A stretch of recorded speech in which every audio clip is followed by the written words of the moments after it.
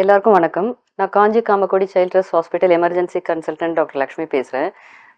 காமனாக குழந்தைங்க வந்து வீட்டில் கிடைக்கிற கெமிக்கல்ஸு, அதாவது வந்து நிறையா வந்து நம்ம இப்போ ஹாலில் யூஸ் பண்ணுற, ரூம்ஸில் யூஸ் பண்ணுற மஸ்கிட்டோ ரிப்பல்லண்ட்டு, அதே மாதிரி இல்லாட்டி வந்து கேம்ஃபர், நாப்தலின் பால்ஸு, அது வந்து இப்போ துணி இதுக்கு வந்து ஸ்மெல் வராமல் இருக்கிறதுக்கெலாம் அந்த மாதிரி பால்ஸ் போடுவாங்க. இல்லாட்டி ட்ரெயின் கிளீனர்ஸ் போது அதில் வந்து அந்த மாதிரி பால்ஸ் வந்து போட்டு வைக்கிற சோப்ஸ் மாதிரி பிளாக்ஸ் கிடைக்கும். அந்த மாதிரி பிளாக்ஸு, இல்லாட்டி வந்து கெரசின், டாய்லெட் கிளீனர்ஸு, ஃப்ளோர் கிளீனர்ஸு, அந்த மாதிரி கெமிக்கல்ஸு அதெல்லாம் வந்து ஆக்சிடென்டெல்லாம் முழுகிட்டு வந்துடுறாங்க. நிறையா டைம் வந்து பேரண்ட்ஸ்க்கு வந்து அவங்க சாப்பிட்ருக்காங்கன்னு தெரியறதில்ல. சில சமயம் வந்து யாராவது வந்து வீட்டில் இருக்கிறவங்க வந்து பார்த்துட்டு அந்த ஸ்மெல் வந்ததுன்னா கூட்டிகிட்டு வருவாங்க.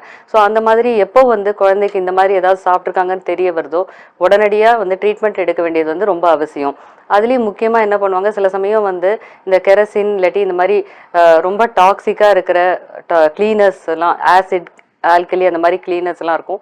ஸோ அதெல்லாம் வந்து என்ன பண்ணுவாங்கன்னா குடிக்கிற தண்ணி பாட்டிலில் வந்து ஸ்டோர் பண்ணுவாங்க. ஸோ குழந்தை வந்து தாகமாக இருக்கும்போது அது வந்து தண்ணின்னு நினச்சிட்டு நிறைய டைம் வந்து அந்த கெமிக்கலை வந்து குடிக்கும்போது ஸோ வந்து நிறைய வந்து காம்ப்ளிகேஷன்ஸ் ஆகிறதுக்கு சான்ஸ் இருக்குது. ஸோ அந்த மாதிரி எப்போ வந்து தெரிய வருதோ, இல்லை ஸ்மெல் வச்சு கண்டுபிடிச்சாலும் சரி, சில சமயம் வந்து பார்க்குறவங்க சொல்லுவாங்க. ஸோ அந்த மாதிரி எப்போ வந்து தெரிய வந்தாலும் குழந்தைய வந்து உடனடியாக எமர்ஜென்சி ட்ரீட்மெண்ட் கூட்டு வர்றது ரொம்ப நல்லது. அது வந்து காம்ப்ளிகேஷன் வராமல் தடுக்கும்.